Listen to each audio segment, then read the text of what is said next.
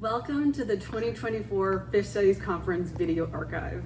The Mockingbird Foundation is thrilled and proud to present this groundbreaking video series on our YouTube channel. It continues our tradition of celebrating music education. Since 1996, we have been an all-volunteer nonprofit organization dedicated to broadening access to educational opportunities for youth in music and the musical arts. Please visit mbird.org to donate today.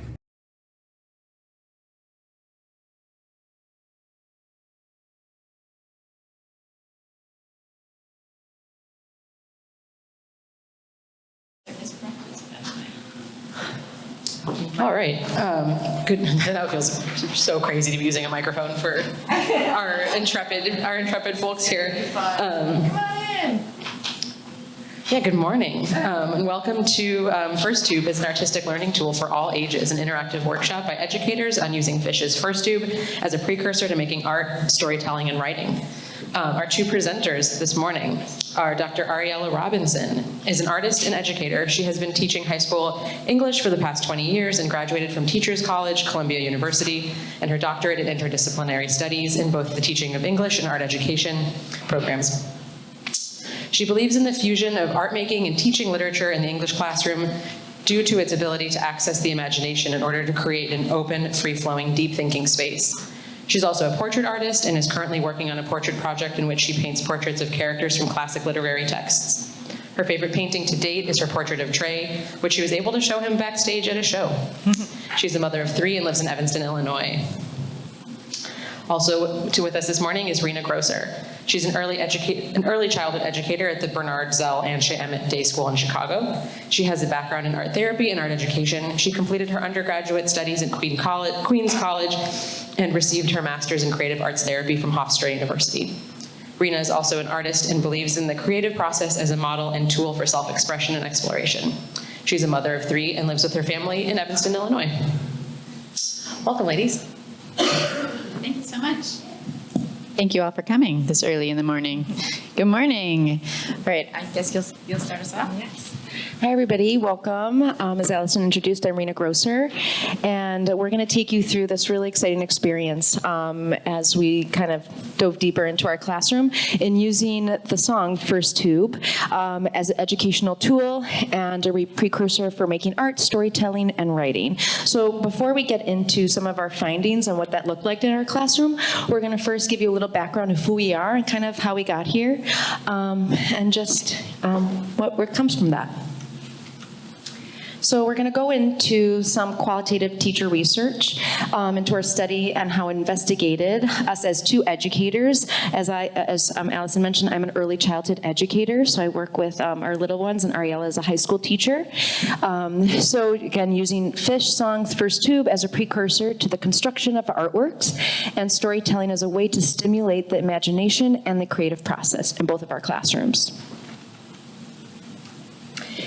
So I've worn a lot of hats, many hats throughout my career. I have a background in art therapy.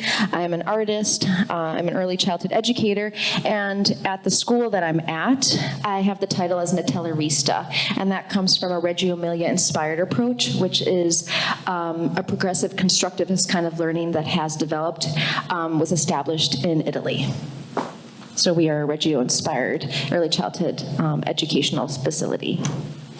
So just to go in with my background of where I came about and the power of art, and really that kind of was instilled as I practiced as an art therapist. So truly seeing art as therapy and using art as a form of self-expression, creative investigations, and deepening connections within ourselves.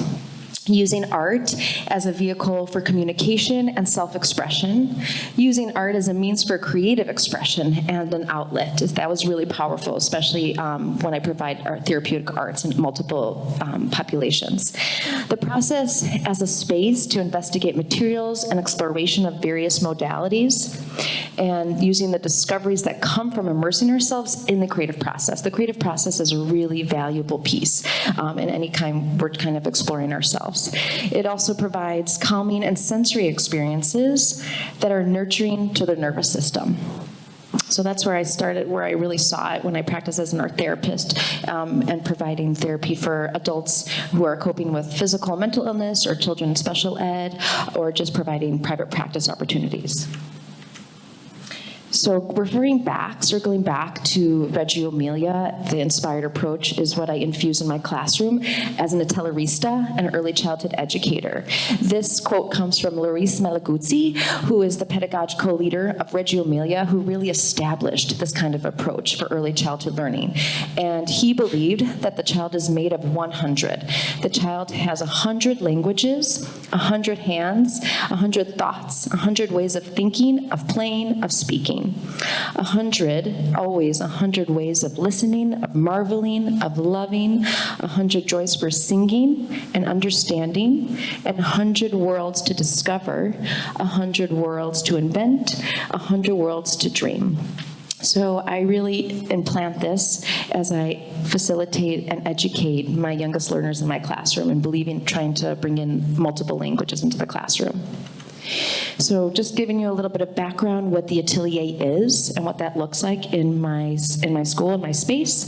It's a creative workspace where art and education meet and invites the creative process, referring back to really where I started as an art therapist. It is an inspiring place offering a wide variety of natural and authentic materials for artistic expression and play. Our youngest learners in early childhood education, they truly learn through play and through art and creative expression. It is a laboratory of thinking with access to a variety of art materials for self-expression. It's a studio space to immerse the youngest learners through the multiple languages, like I referred before, to elevate emerging curriculum and deepen their learning with invitations and provocations through multiple modalities. So they're exposed to all kinds of creative experiences. It is a place for looking, listening, and freedom of expression, as well as commitment to go deeper into questions that can be addressed through creativity, imagination, and expressivity. It's really a special, sacred, magical place where the students really can identify themselves. So this is what my specific atelier, just a little glimpse of what my classroom looks like, and working with my students that I just believe no canvas is too small. They can work on any kind of surface and really investigate in all different kinds of ways.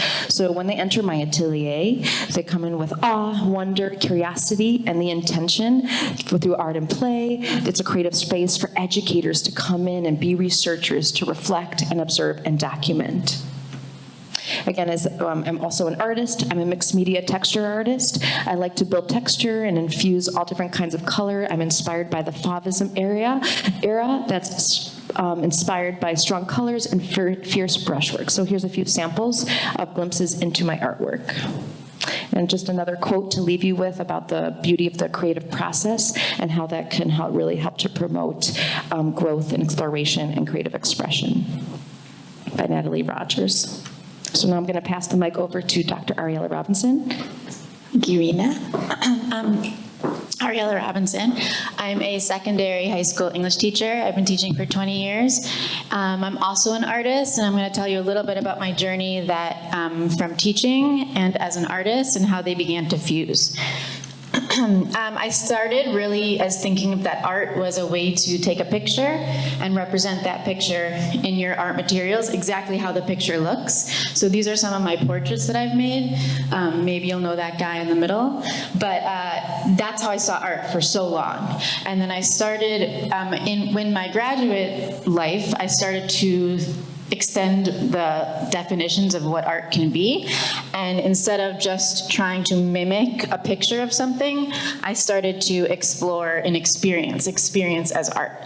So John Dewey, one of my favorite philosophers on education, and specifically with art and education, said that art turns things into another form. It takes things out of their context, redefines them. It makes us see things differently that we otherwise wouldn't even think twice about. So if you make art about something specific, you will learn something about whatever it is that you're making about. It helps you understand it.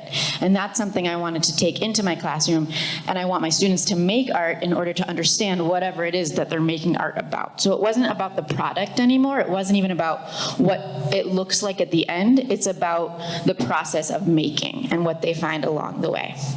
So I started to use experience as art.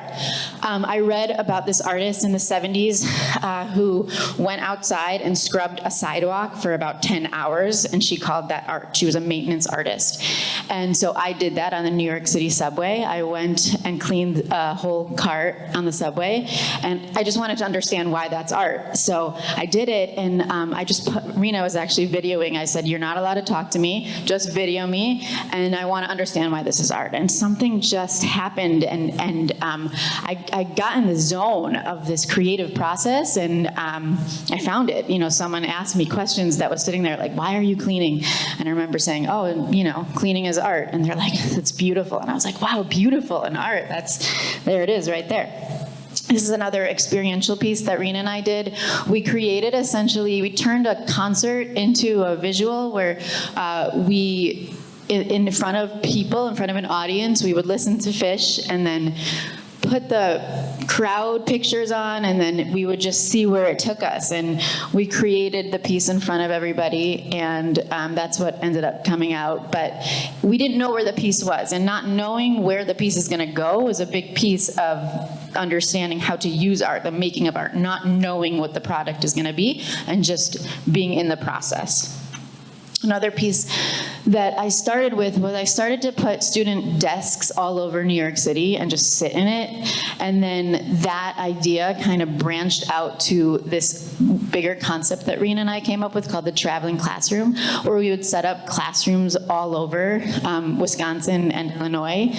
And we would just invite the public in. And we didn't have an agenda. We didn't have lesson plans. We didn't have a curriculum. We just talked about what classrooms are and what should happen in this environment and what memories are evoked by sitting in a desk.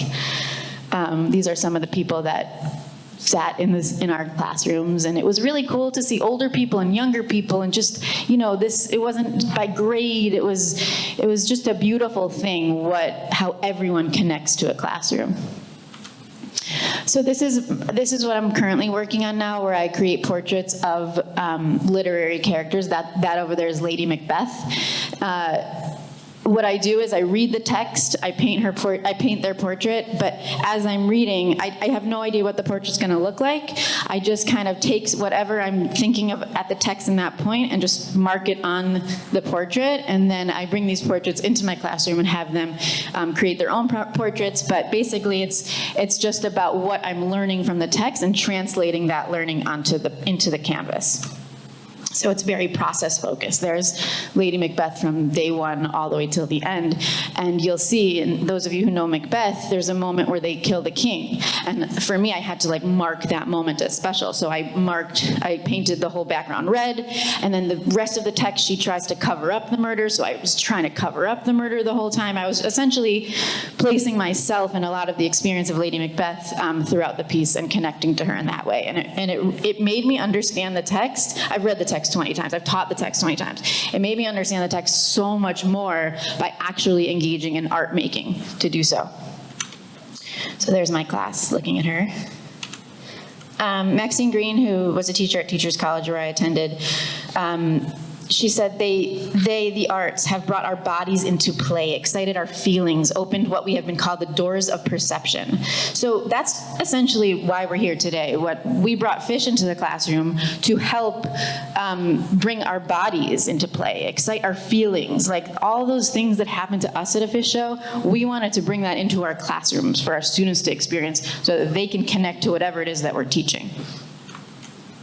My dissertation was on the making of art to read. It was an investigation on how the making of abstract art in response to literature can help adolescent students explore, discover, and express literary meaning. So as you can see, both of us are very visual people. We create art to put up on a wall or to stand in front of and look.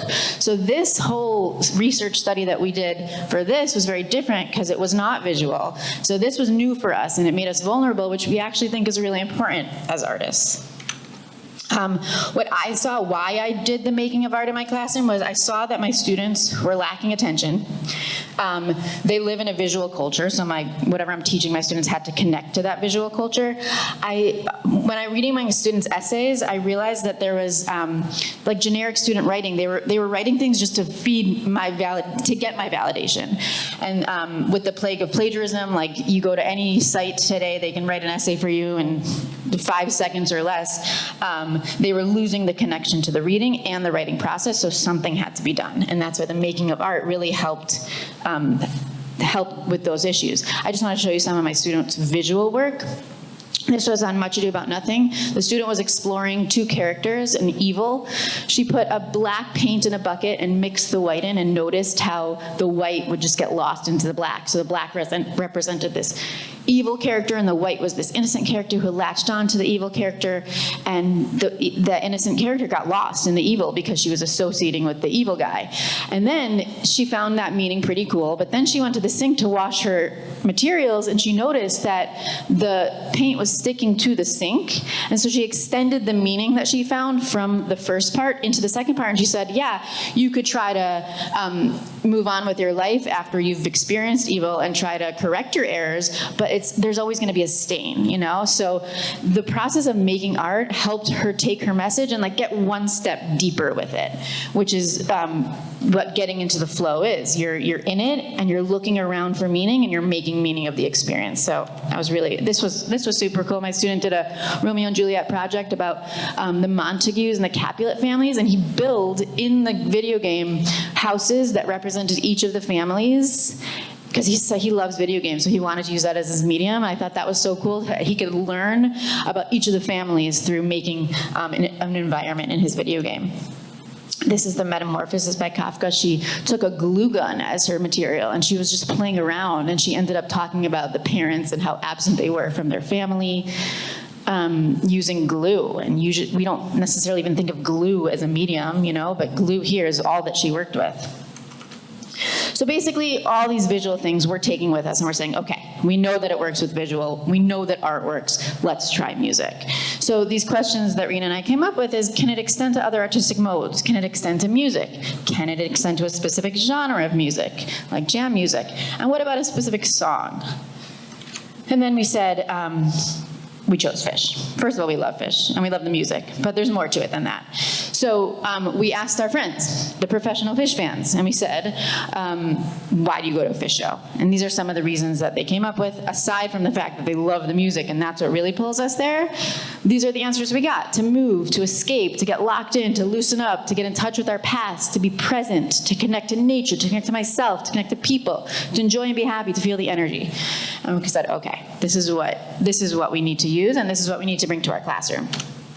Why did we choose First Tube as our song that we wanted to have our students listen to? Honestly, it came down to two things. It didn't have words, so we didn't want the students to get lost in the meaning of the lyrics.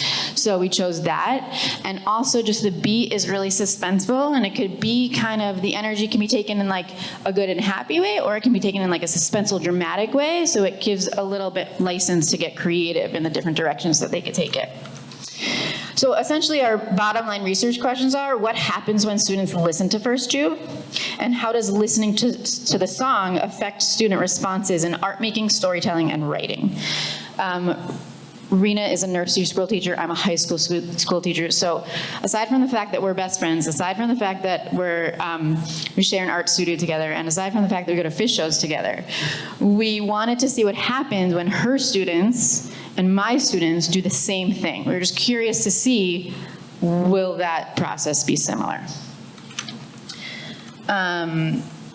This is just a really important quote about the process of making, and how when you're making art, the material guides you. And this is all I was saying before about how if you go into art piece knowing exactly what you want the art piece to look like, you're going to be limited, you're going to be constrained, you're going to be like in jail to that vision.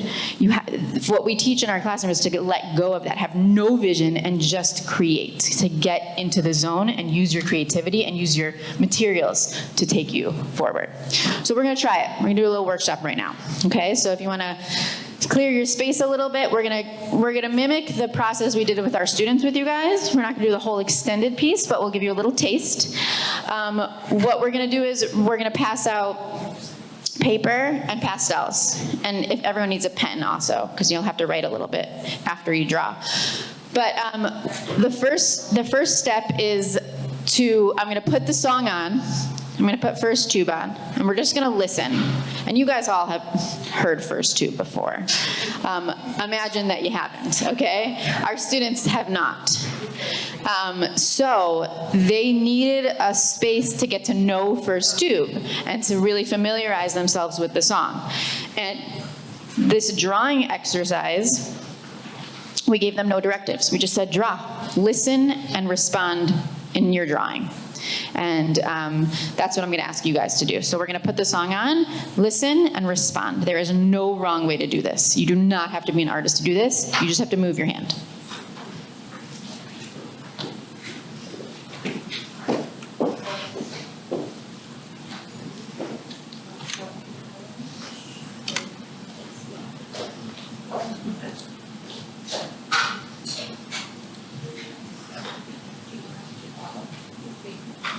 Did you use the same version of this song with the students from us today? Yes, I did. She used a different version, but yes. It's from, 2020. I thought it was very important. Good question. I thought it was very important to use the live version and not the recorded version, especially for you guys. Does everybody have it?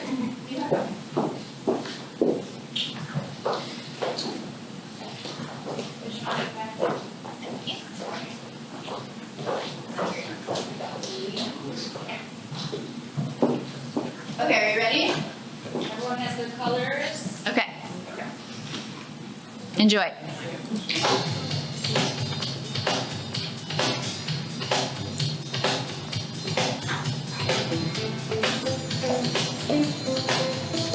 Just listen and draw.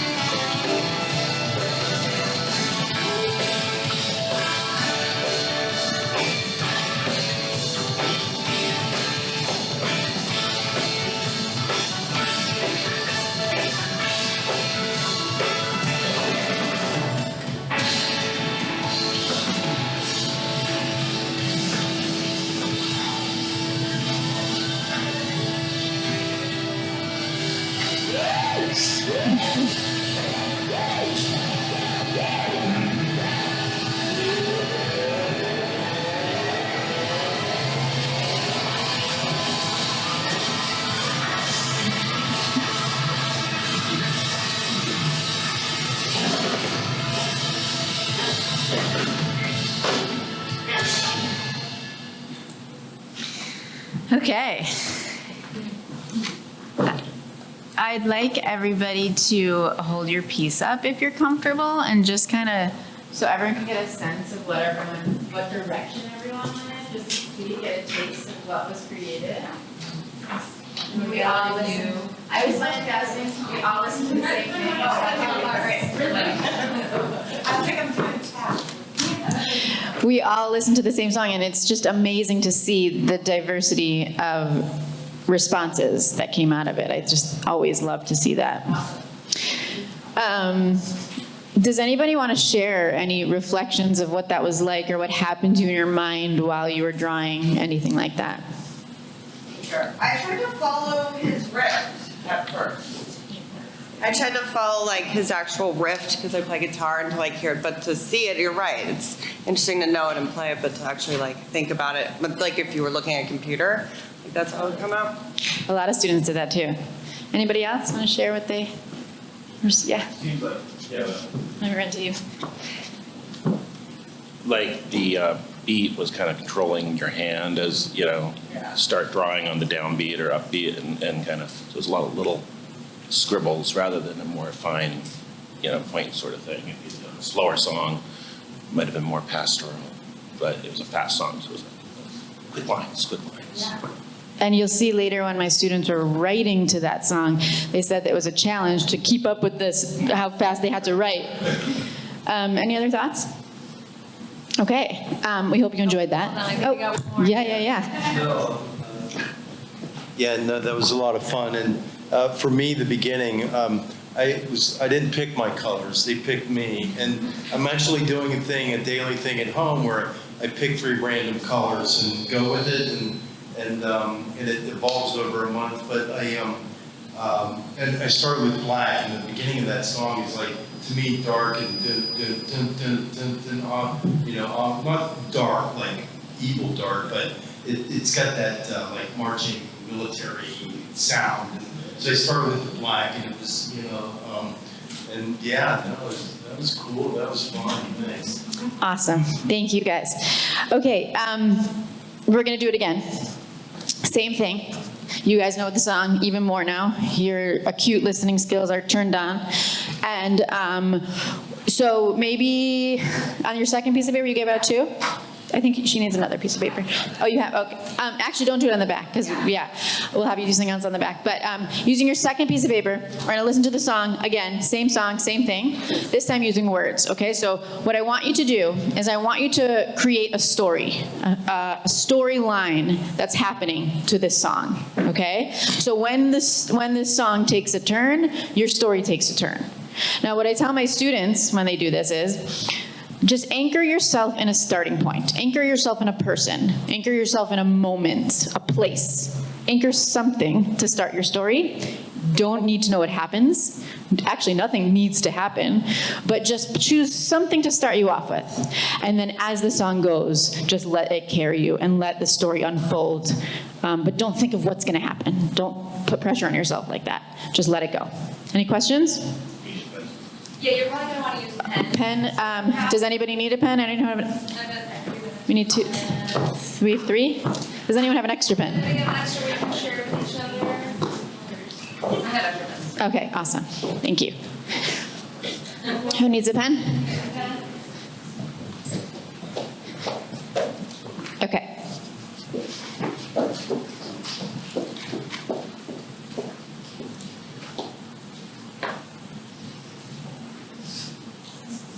Here we go.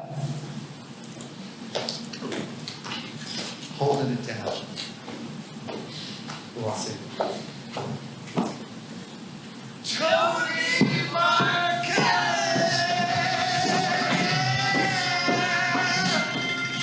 I always save the best for last. Thank you so much. Tribute. I don't know what happened there.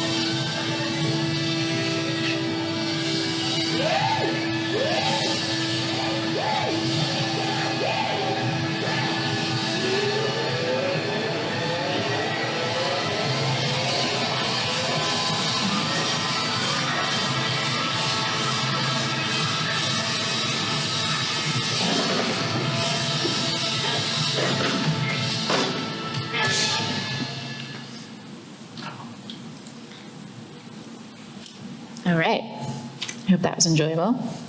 And it's always surprising to see what's stashed there in your subconscious and comes out through writing. So maybe some of you surprised yourselves. I want to ask 2 reflection questions. The first one is, what was that like, and how was it different than drawing? Was it harder to use words? Was it easier to use words? Just let's talk about the process, and then afterwards, I'm going to ask you what your stories are about. So who wants to reflect on the process of writing a story to First Tube?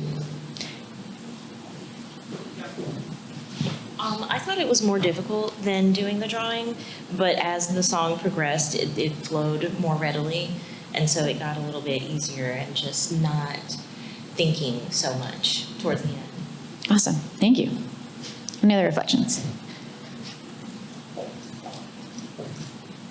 I have 0 artistic skills, so I have a lot of challenges with drawing anything other than stick figures, so I'm more of a writer, so this was very much more up my alley. I just took Trey's words that he was saying, hold it down or something, and I just went with that. And Interesting. Thank you.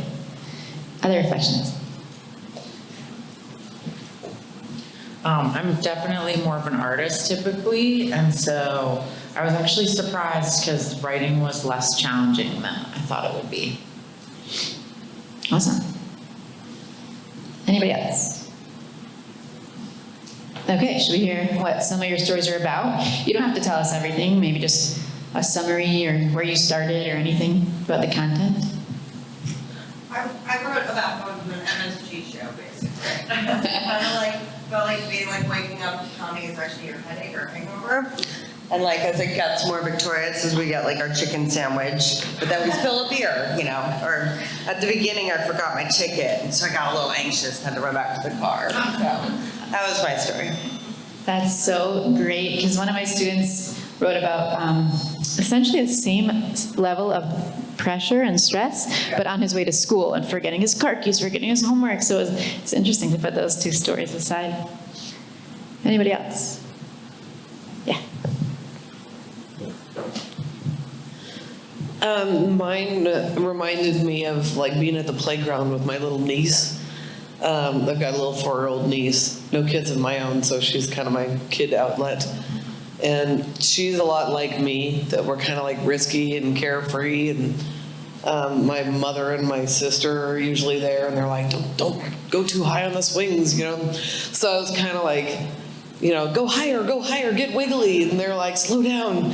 And then, you know, go to the slide. And, you know, it's kind of faster, more hectic. And so it was really kind of fun to like visualize all that. And the, you know, the air's warm and the birds are flying and we're running around the playground and my mother's over there with her evil eye. And, you know, so it was very fun. That's awesome. And on the way out, you should check out the story that we put outside the doorway, because a student wrote the same kind of thing about climbing a mountain. But I guess the playground is kind of like climbing a mountain for a kid, right? Like the scary things they could do there. Thank you. Anybody else? What did you write about? like I said, I started with hold it down, what he said, and then it just went into a whole montage about a ship that was about to sink because it's trying to hold a latch closed. And right as I'm about to save the day, the music changed, the weather released, thunder and lightning, and I got thrown against the back wall, and the thing opened up, and water came pummeling in. So, Amazing. Thank you. Okay, I want you to turn your page over. We're going to do one last exercise. We're not going to listen to the whole song for this one, but I'm going to play the song again, just 2 minutes of the song, and I want you to place yourself in a moment of your life, for a memory. It could be in the present, past, whatever it is, but when would this song be playing in the background in a moment in your life? Okay, so you're writing a personal memory right now where this song either is describing what's happening or just the general essence of how it feels in that moment.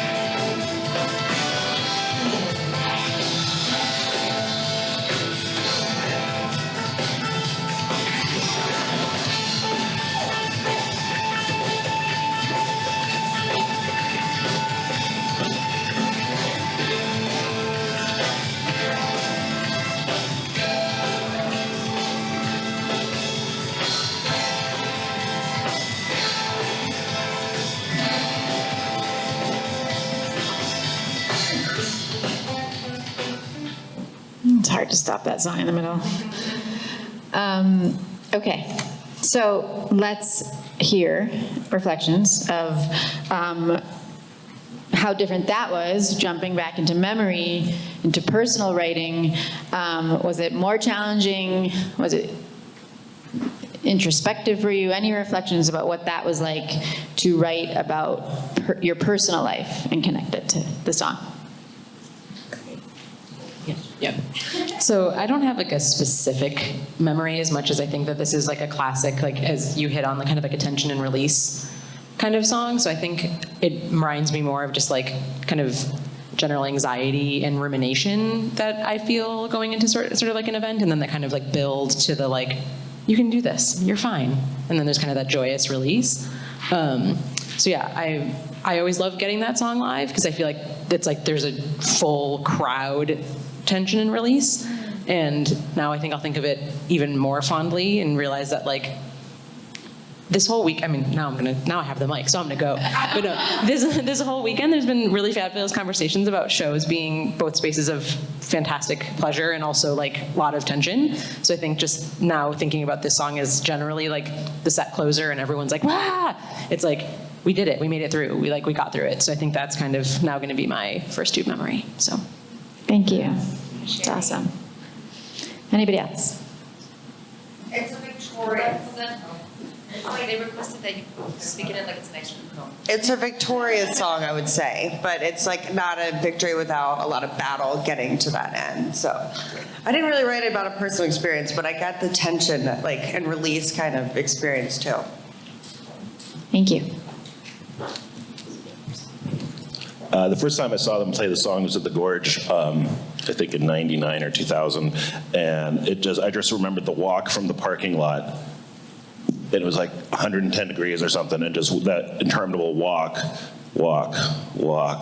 and then by the end of the song, I was finally climbing up the hill, and at the venue, and then there was a huge freaking line, and that's. Thank you. So, this song already has like one of those core memories for me in it, and I'm pretty sure it was at Deer Creek in the late 90s.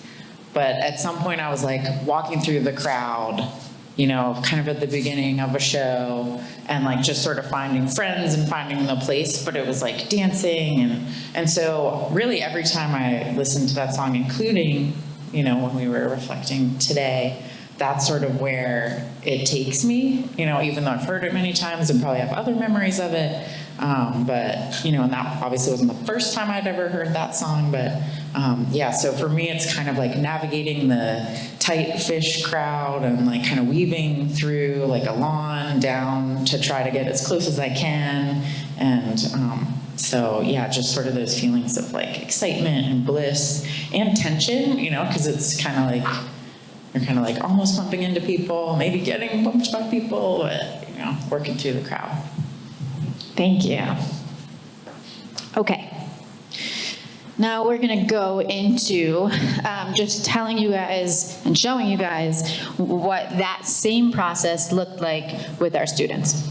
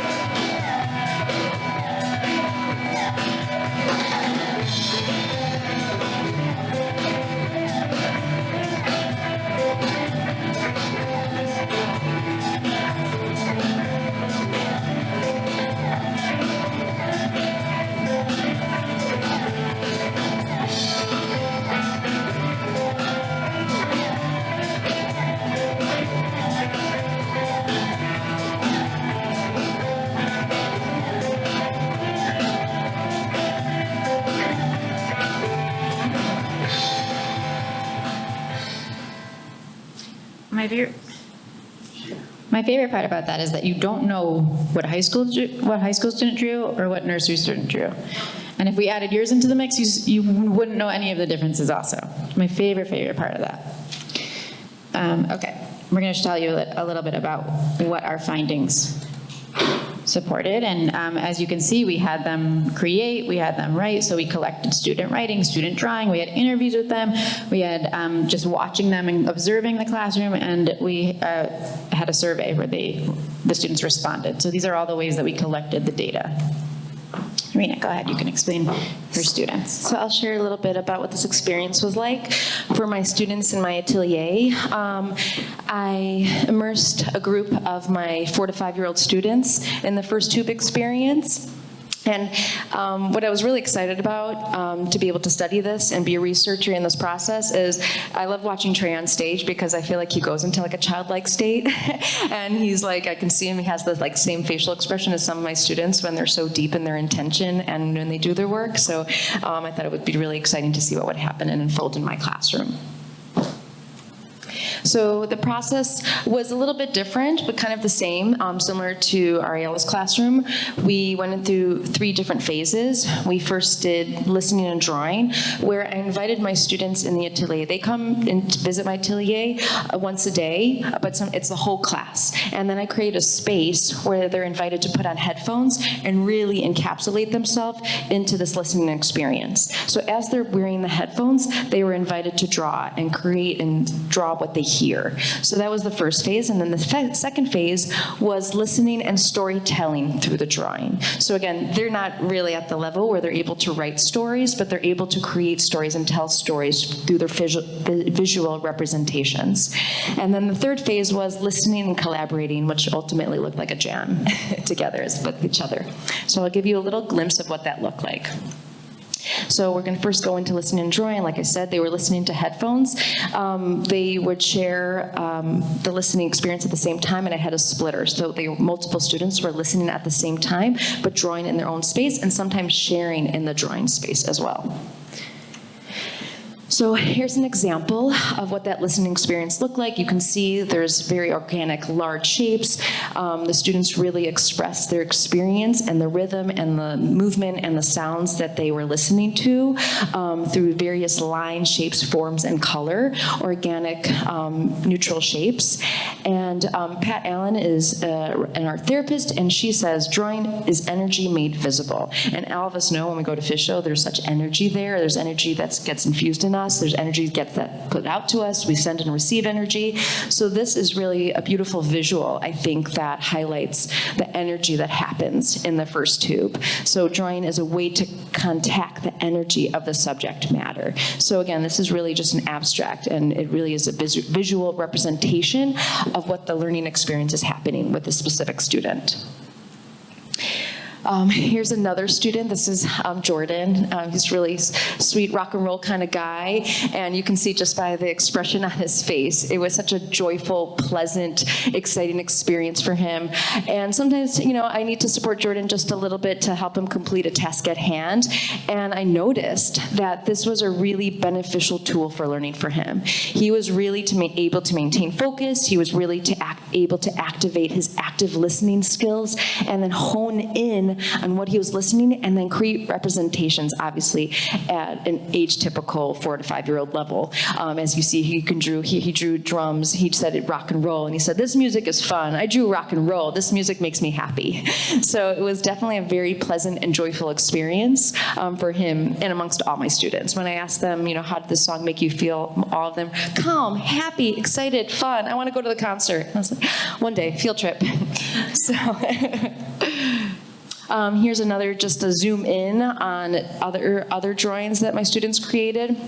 The student over here, she said this is a piano player here on the right, a soccer player, and someone playing the drums. So you can see it just using their representation and things that they are already familiar with, that they resonate with, they really infused that into their drawings and created representations. And this was just from listening, so it ended up becoming these story kind of representational pieces. And another student said, I drew a DJ and him making sounds, because we know just listening to the first tube, there's so many different different levels of sounds and rhythms and layers to that from a child who's never been to a Phish show, they might think it's coming from a DJ, which is something that they're a little bit more familiar with. This is my student Kylie also. As she was listening to us, I noticed her movement and her energy was she was jamming out, bopping her head like we typically all do at Phish shows. And again, another pleasant, enjoyable experience and just honing in on those listening skills. And she said, when I listen to the song, it makes me think of dancing. This is me dancing. And just a really, again, positive experience for the students and for her to be able to represent that and to create herself dancing an experience and like kind of creating this imprint in her mind of what that looks like of her dancing to the specific song. So storytelling. And the beauty of storytelling and using an approach like this is really helping to build pre-literacy skills and building storytelling skills, which is building their language and dialogue amongst themselves and with each other and then the world around them. So a student shared, music can tell a story because then you can color what it feels like to you. And I just thought that was a really powerful quote coming from a 5-year-old. So I'm just going to give you a quick video glimpse of the student Anouk, who's sharing a story based on what she heard listening to the first tube. So the kids were playing, and the mom was playing with sparkle all over, and the dad was doing the drums. So as you can see, I mean, who doesn't want to live in a sparkle house where the dad's playing the drums? So she really took it as like a fantasy-like experience, but again, using the song to guide them, but then reinforce things that they associate with themselves, which is home life, which is very age-typical representations. Then the idea of they loving sparkles and this fantasy, imaginative kind of experience, and then creating that too, and then highlighting the idea of beats and drums that they have.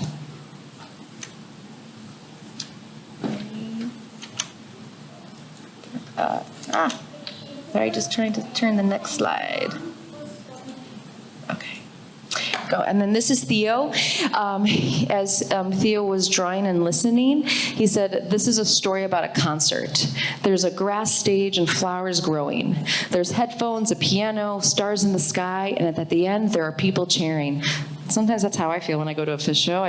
Nothing feels better than dancing with my bare feet in the grass, and I feel like a flower growing. So, and there's stars everywhere. So I felt like this was such a beautiful representation of the way he kind of pulled out specific areas of the song, specific instruments, specific sounds, and then created this whole concert stage scene, but then pulled it all together as a story. And again, taking him to like a really beautiful, imaginative, fantasy-like positive experience as he was listening into his own space.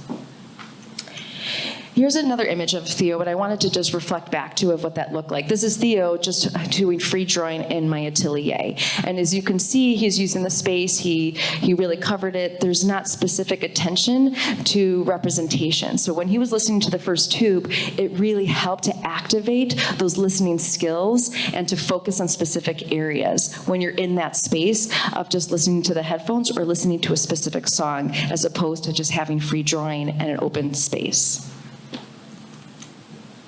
So the next phase was collaborating, which I also felt like it was jamming as part of like a Phish experience. So I gave them a shared surface where they were able to create and layer on top of each other. It was a space that they were invited to come and go as they pleased as they navigated my atelier. And this was one of the invitations and provocations that was out for them. So it became layers that built on, which sometimes I feel like really truly happens at a Phish show, right? When you're listening to the song, there's layers, they're infusing with each other, they're bouncing off each other, they're sending and receiving energy amongst each other. And I felt like this quote from Trey really helped to highlight what this experience was for my 4 to 5-year-olds, which is collaboration is key in music. It's where the magic happens. And as an artist too, and as an educator and as a researcher, I really believe in the power of collaboration. So I'm just gonna give you a quick glimpse of what that looked like for my students when I brought this group back and they created on the same space together. And you'll notice the dialogue that they shared with each other, the unity that they had with each other, and just sharing the same space. This is the house. This is the other house. This is the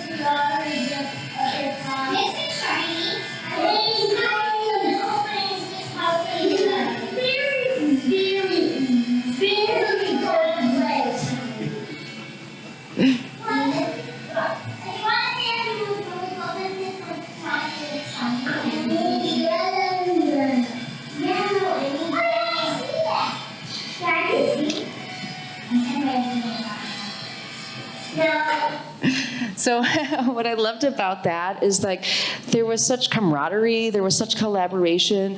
They were eliciting dialogue skills, unity together, and using the first tube as a way to really bridge each other, connect with each other, respect the space of each other, and then support each other, empower each other through that, which I feel like sometimes happens at Phish. We like always cheer each other on too. That's like one of my favorite parts about going to Phish. So I thought that was really awesome. My favorite part was when the students described, this is the main course of the piece. And so they all agreed on that too. So that was the power of collaboration and the findings that happened in my atelier. And I'm going to pass it to Ariela. Oh, sorry.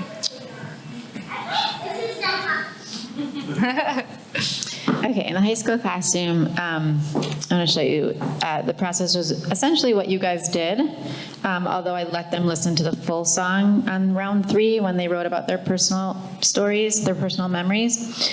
And just these are some quotes that came from. So this is the listening and drawing section. A student said, I'm so stressed right now. My brain was finally quiet. When we were drawing, I was locked into being mindless. It was therapeutic. I started daydreaming. Another student said, it was pretty hard to initially think about what to draw till I really realized I can draw anything, and that comes to mind. And the last one I particularly liked, it felt like when you have a cold and you take a bunch of cold meds and you can hear colors, that's what that sounded like. It's like a fever dream. And I said, you're very on target with the Phish show. Although there's lots of other things in the mix than cold meds. But it was really, it was so nice to see how calm the classroom was and what I was so taken aback by, actually, and you guys I was taken aback by too, is that the entire length of the song, 8 minutes, they did not stop. It wasn't usually when I give them an assignment, write about this, pencil goes down after a minute, and then we wait for the other students to finish. Everyone went till the end, which was amazing in a high school classroom to be able to hold them for that long, especially when they're drawing, and a lot of them hate drawing. A lot of them say I'm not a good artist, or when they're writing. It was just a really, really cool thing to see the culture of the classroom was just peaceful.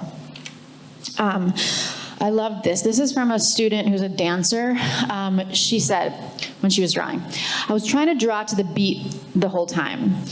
I was going back and forth based on the drums or the backbeat, and I was counting in my head, like how I count in my head for dance, basically. And then when it would change, I would count differently and I would follow it.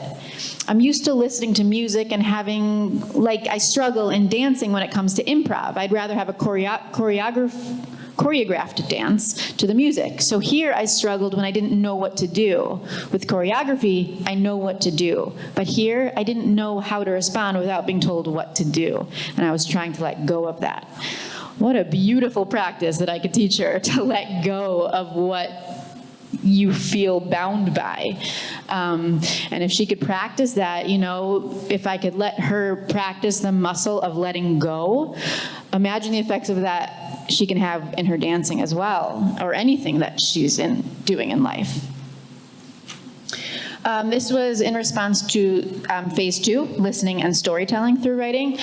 One student said, at first I was really paying attention to the changes in the music and switching up my story, but at the end I became immune to the changes. I wasn't even paying attention as much, I was lost in the story, which I'm sure some of you guys can relate to. You started by really going back and forth with the music, and then you kind of just ran with the story. So it was like the music gave you the story, and then you ran free, which was also amazing, which is important for teachers educators who are using this in classroom is your goal to listen to the song, and is your goal to listen acutely to the song? If that's your goal, then maybe story writing isn't the next move for you. If your goal is to let them get into the imaginative space for writing, then this is great. But you have to know what your goal is to use this song. If you want it to be getting lost in the story, then absolutely. This reminded me of something that you guys said. I started off about the tension of shows. I started off very intense for both. For my drawing, I started off with a lot of squiggles. There was a lot of sharp lines, no curves. And then that got way more wavy towards the end as I got more used to it. For my writing, it was the same. The beginning of my story, all my words were very intense. At the end, it kind of mellowed down and I got more comfortable and wrote how I usually write. At first, it was a lot to take in. I usually listen to relaxing music. This was a lot, so I guess I just wasn't used to it, but as the song went on, I got used to it. So that really related to what you guys were saying about the sense of being tense and then kind of just like calming down. I love that next one. The music got weirder and I responded, and I also got weirder, which I like getting weird at shows too. The music influenced the speed that I was writing. And writing about their personal lives. From the first time I heard the song during the drawing exercise, my brain already went to a specific moment. So I knew exactly what to think about. And then this was also something that you guys kind of mentioned. Part of the song was uncertain. Sometimes it was upbeat, sometimes it was not. So I connected that uncertain / excited feeling to the moment of starting high school, where I was nervous but also excited. So I thought that was really cool. The last thing that I added to the high school classroom that we didn't do in the nursery one is I wanted to connect it to literature, because that's what I teach in my classroom. So I wanted it to be content-based, so to use this exercise to see if it can help with what I'm actually teaching. So when I taught them Macbeth, we did this exercise. We did step 1, listen and draw anything.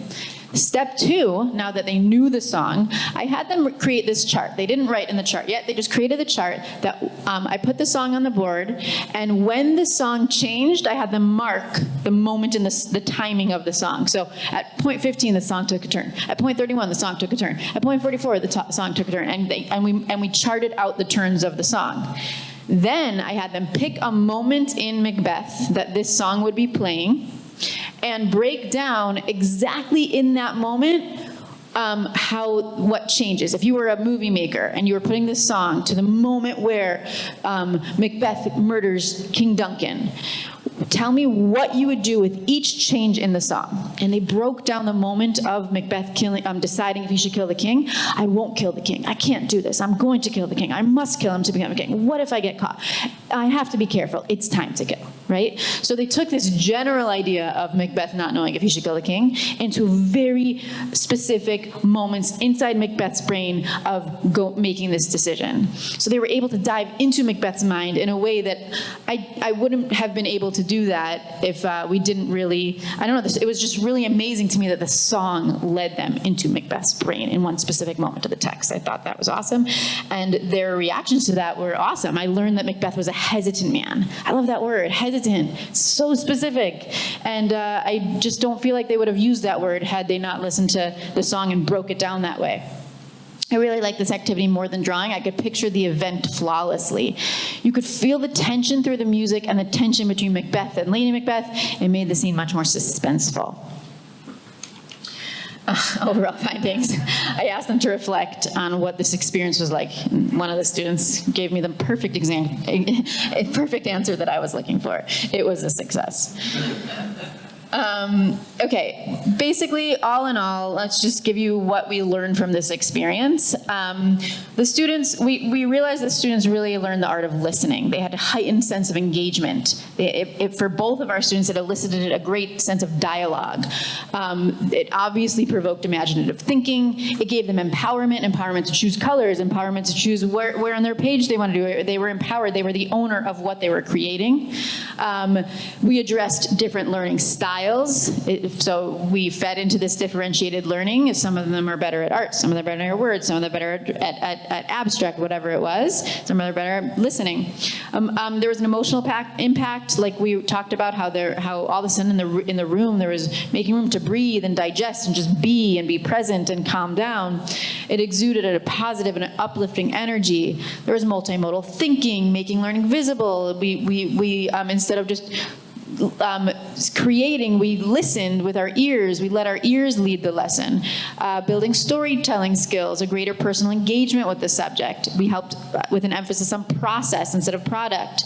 There was the use of the imagination for more original, nuanced ideas. So like I said, Macbeth was not knowing if he should kill the king. Now he's a hesitant man. It's very nuanced. And the benefits of going off course to get on course. Like you might think, oh, why should I spend the time doing this in my classroom? Sometimes you have to go off course and enter to bring them in to do the habits of the classroom for what you ultimately want them to learn.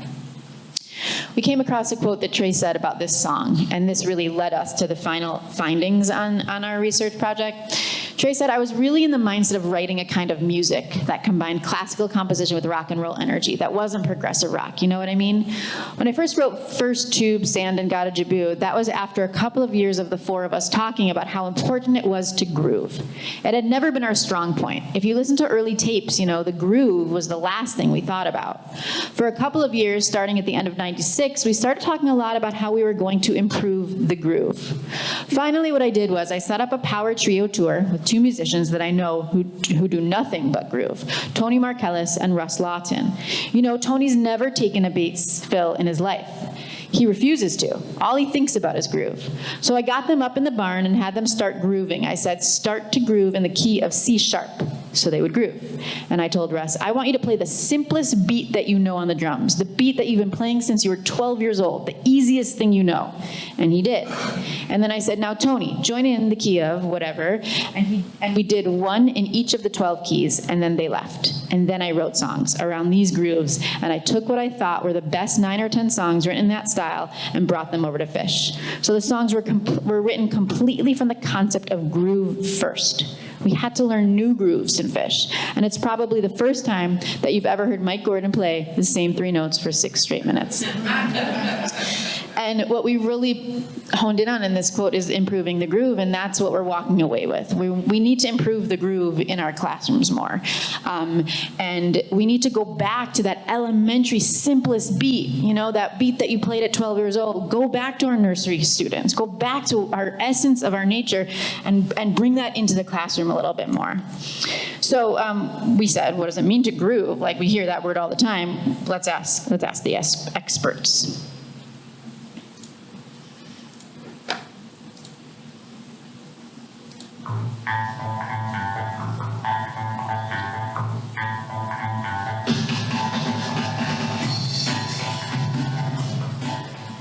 I think to groove is to just be jamming and having the time of your life, hopefully with all your favorite people. To be energetic. Well, when you groove, what do you do? More like getting in the groove together as a team, kind of being in the groove and that. It means to dance now. It's like groove is to be the vibration of one another seriously and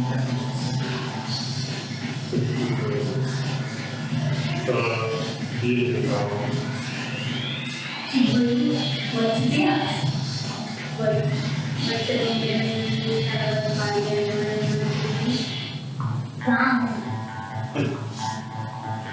A groove is when you get into a rhythm. The groove? Wow, this is my era. It means to rock. It means to really get into something, to really feel the groove. To get in the groove. It's like dancing or Dancing as a metaphor for life. So we asked our students and our fellow teachers, what does it mean to groove, and how do we bring that groove, how do we improve the groove in our classroom? And we went back to why we go to Phish shows in the first place, right?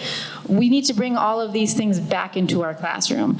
The same things we go for, you know, as an educator, I look at this list and I say, I gotta bring one of these into my classroom today. Which one am I gonna focus on? How can I improve my groove in my lesson today?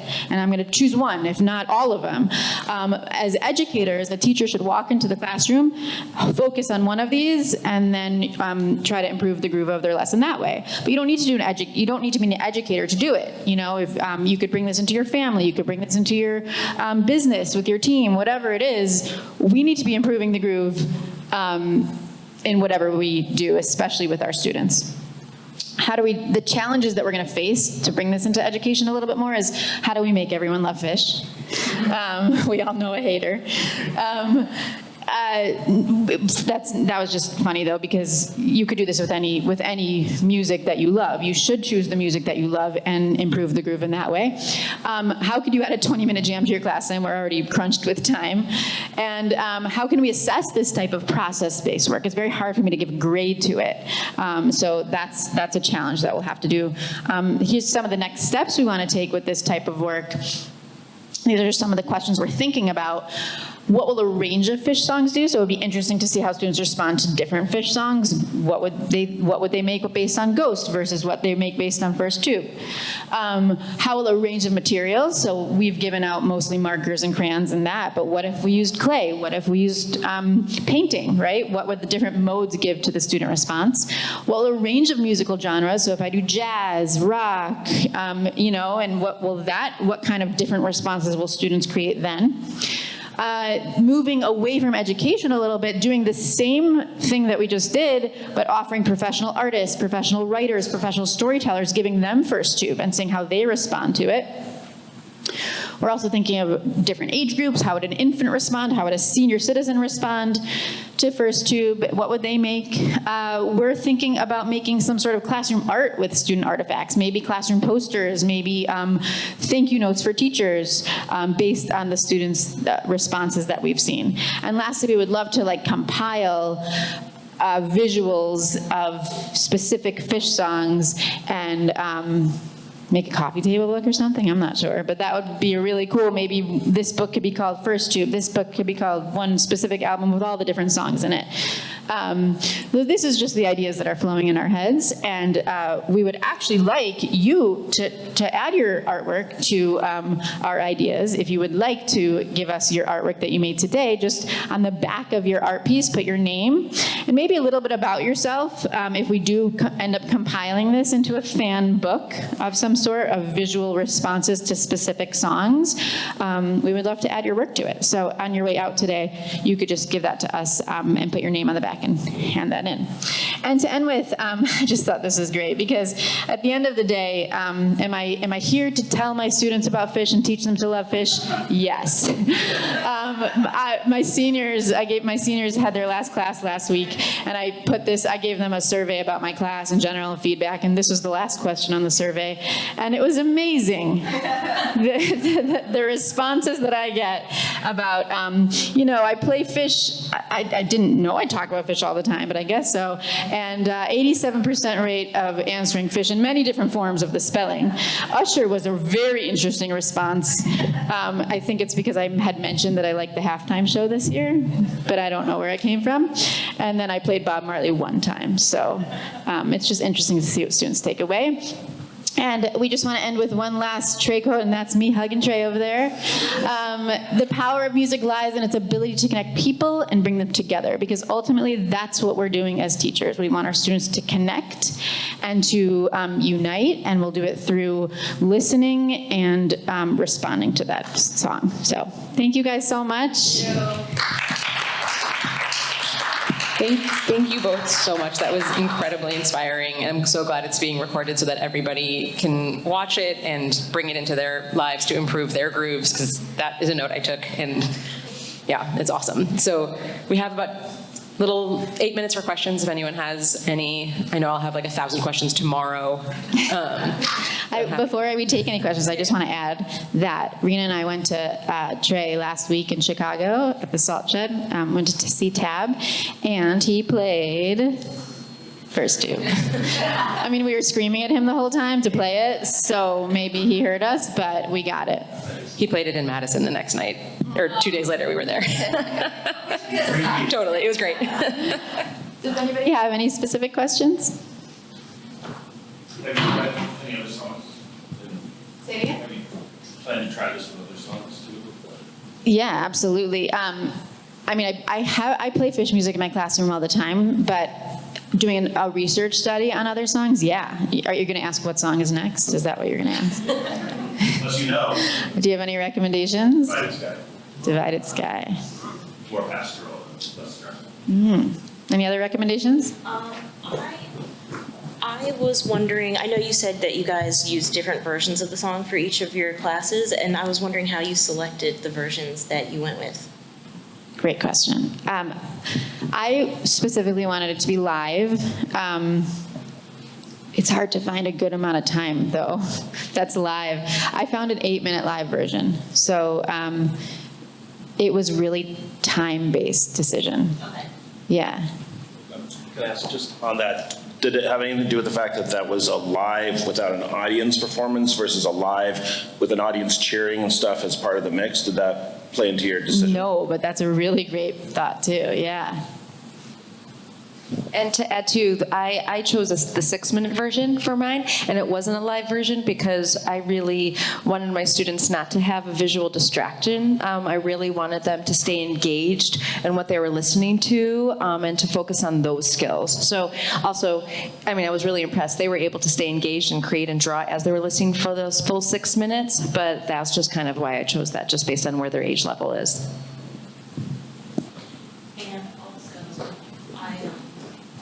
I really loved the video that you guys made of the students. I thought it really had a good vibe of being like a Phish live stream.